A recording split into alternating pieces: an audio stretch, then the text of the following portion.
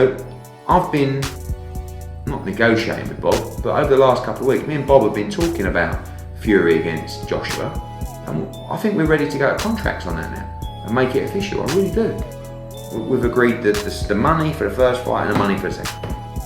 Please, come on. What do you think I want? I want the money and the glory and the success, and all three of those come from that fight, because he will knock Tyson Fury out.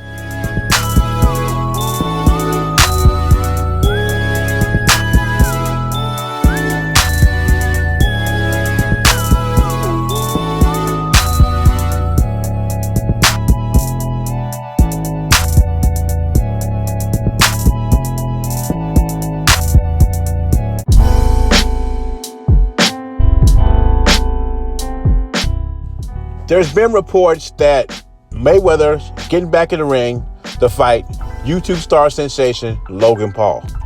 The last time Logan Paul fought an exhibition fight, and this is going to be an exhibition fight, was on DAZN. Now I'm not very interested in the fight. I think the fight is garbage, but I'm wondering, are these the type of fights DAZN wants? You know, a lot of fans and content creators accuse Canelo of cherry picking.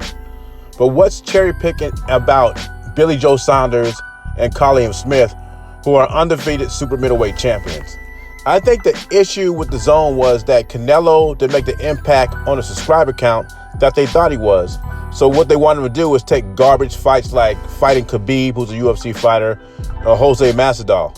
Or even what I said about 4 videos ago about him taking on yours truly, Logan Paul.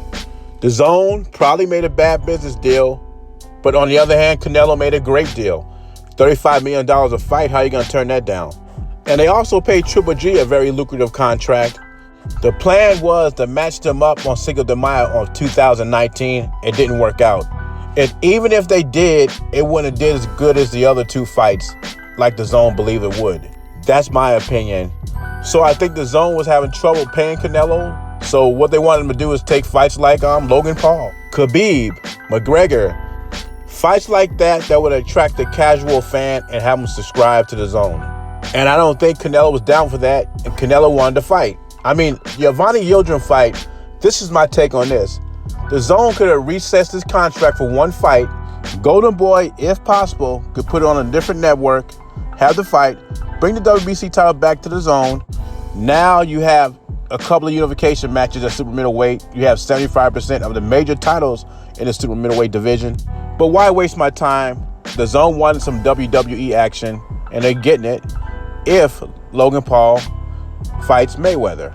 That's a big if, because there's no deal done yet. It's just speculation.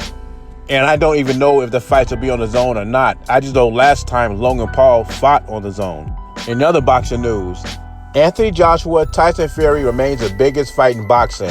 Eddie Hearn believes it's one way this fight's going to end, and it's going to be Joshua by knockout. And I think it's funny what narratives people come up with. Oh, he wants him to fight Dillian White first because he's protecting Anthony Joshua.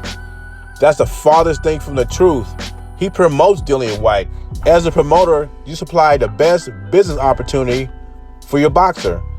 If he could get Dillian White a title shot, that's what he should do.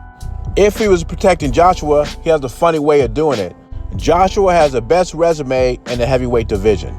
And possibly after he fights Pulev, if he pulls that victory out, he has Alexander Usyk, who's a WBO mandatory.